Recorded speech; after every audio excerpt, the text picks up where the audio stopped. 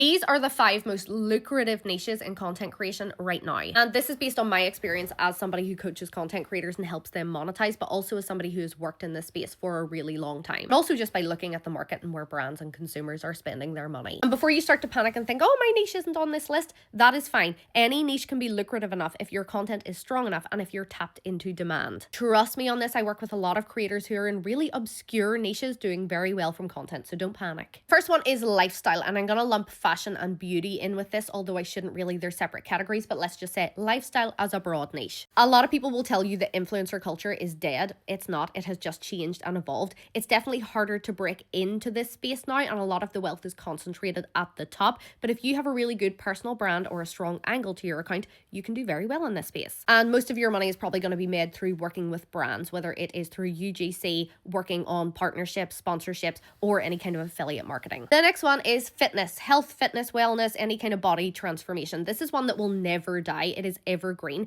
because people are constantly trying to change something about themselves and will pay to do so. And that means brands are willing to spend money in this space. It's typically a very competitive space for brands as well. So they're willing to work with creators to reach new or mass audiences. And this is where creators can also start bringing in their own products or services to monetize that way, whether it's a physical product or some coaching or maybe a digital product. Next one, which is massively underrated, is tech, because tech audiences typically are high intent audiences. They are ready and willing to spend money and usually spend a lot of money to solve a very specific or expensive problem. And that means that brands are willing to spend more with creators or influencers because the value of their customer is essentially higher. And we have the one that I kind of fall into, and this is niche education. If you have any kind of knowledge or experience or expertise that you can share, you can create a product and use your content to push towards that. I think this is the best because you don't necessarily need a massive audience to be able to generate a good income from doing this. And then finally, we have personal finance, because people are willing to spend more in order to save money or make more money or make better financial decisions. This just can be a little bit challenging because content about finances can be a little bit suppressed. So unless your content is incredibly strong, it can end up not getting the best reach. So those are some of the most lucrative niches,